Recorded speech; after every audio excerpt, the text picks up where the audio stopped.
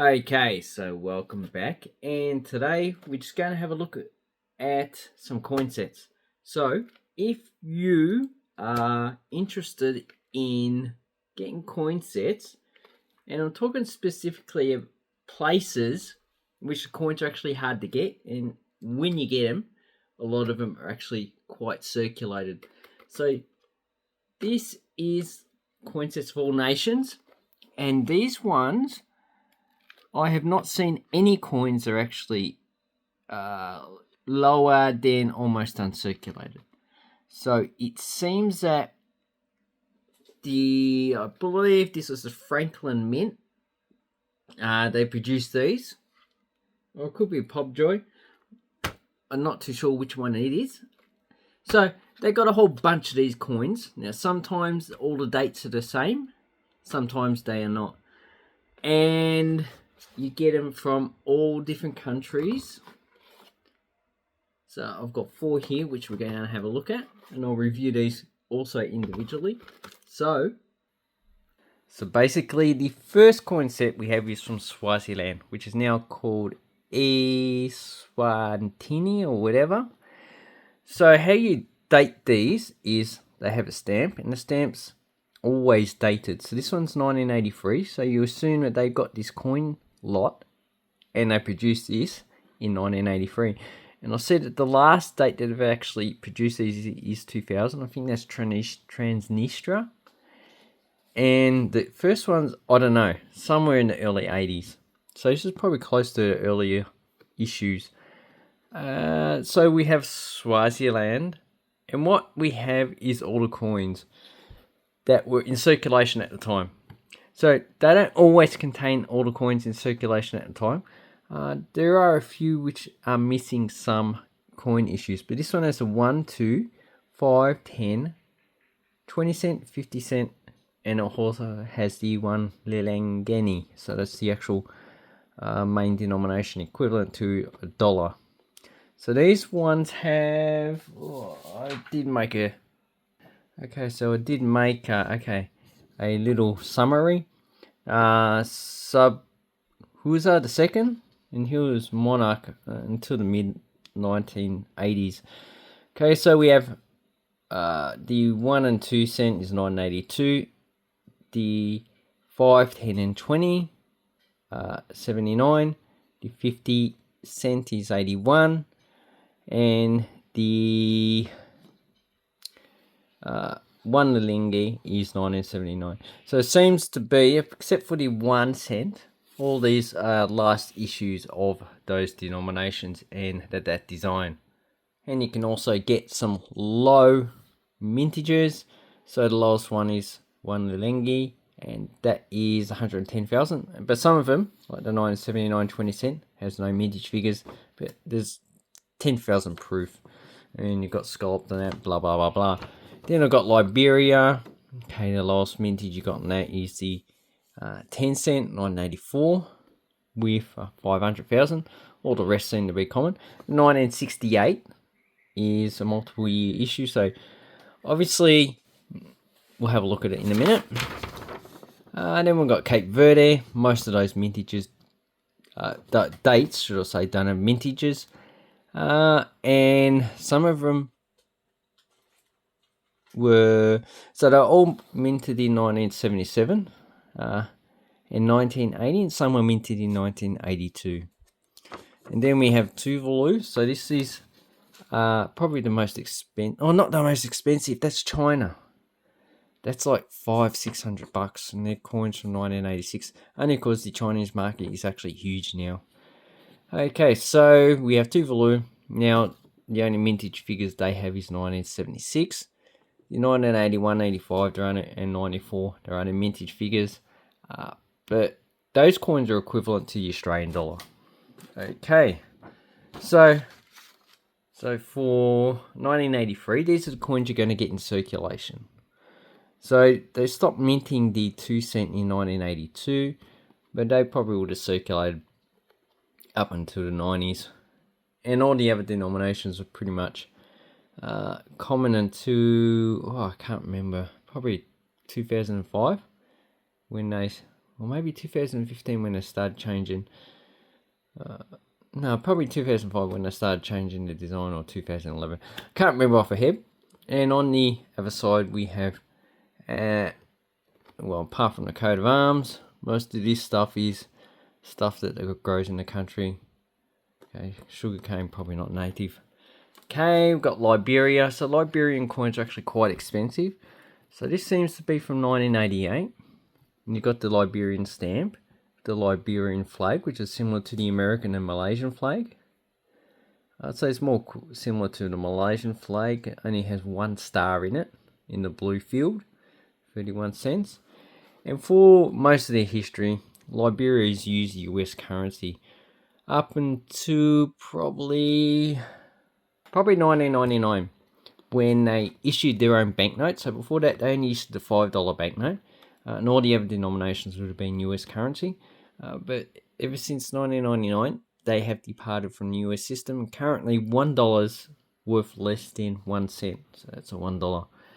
Okay, so these ones have an indigenous person, African descent. Liberia is named after because our freed slaves immigrated there to try and claim their African ancestry. It's pretty more complicated than that, and I can't say anything more. You just have to read up about it. But there's a lot of indigenous groups there as well. So that's the 10, 25, 50, and $1. And at the same time, US coins did circulate. But if we look at the weights of these coins, so this is the Liberian and the US. The Liberian is always a bit smaller and also lighter in weight. So the US coins for the silver ones would have probably had more value, but I didn't check the silver content. No, the silver content for both coins is 90%. And, you know, the lowest mintage is the 10 cent, 1984. The other ones are also, for the country, they're actually probably high for the population. But when you compare it to other countries, it's probably just pretty much normal mintage. So the 1 and 5 cent has elephant, has Republic of Liberia. And the curious thing about this one is, okay, let's try and get more light. Okay, if you flip it around, the 25, 50, and $1 are coin rotated, so like US coins, and the 1, 5, and 10 cent are metal rotated. And this 10 cent seems to be rotated itself. So you can see that it's probably going to 1 o'clock. Turn it around, looks like it's pretty normal rotated. So that's a rotated coin. And I would say the back of the coin has the coat of arms, has a ship, a plant, a dove for peace, has, okay, there you go, has some implements of agriculture for sustainability, and it says, the love of liberty brought us here. So that was a motto of the colonization society, or whatever it is called. So I would say this is probably worth about $50. These coins are not cheap. This one's probably worth about $20, I would say, as a set. But individually, you're going to be paying $5 more per coin. So talk about 15, 30, 35 bucks. Okay, the next set we have is from Cape Verde. And this has all the coins. So this is 1986. So in 1990, they did issue a 100 escudo coin for the Pope visit. But this one is 1986, Cape Verde. So it's in Portuguese. And that's a nice stamp. So I like the way that they've actually put these stamps on.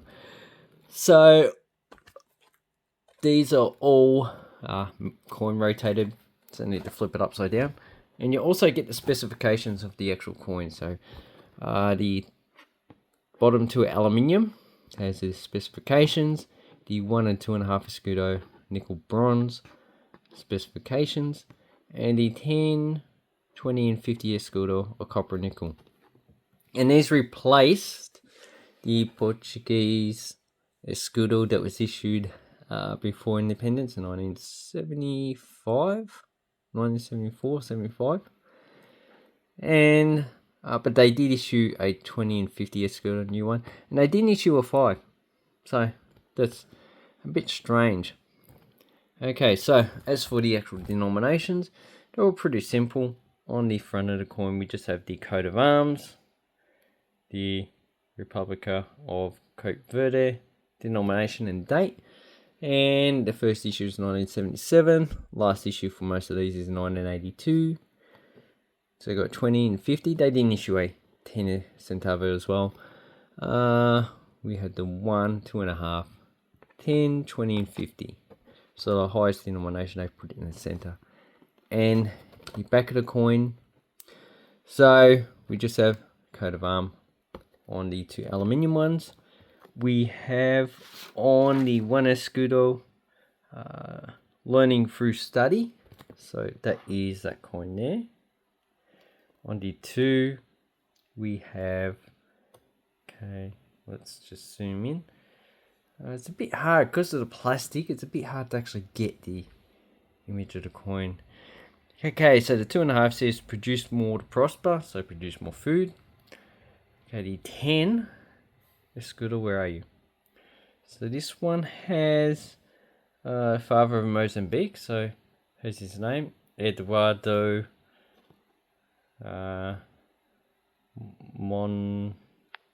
Mondlane. Has his birthday 1920, date he died 1969.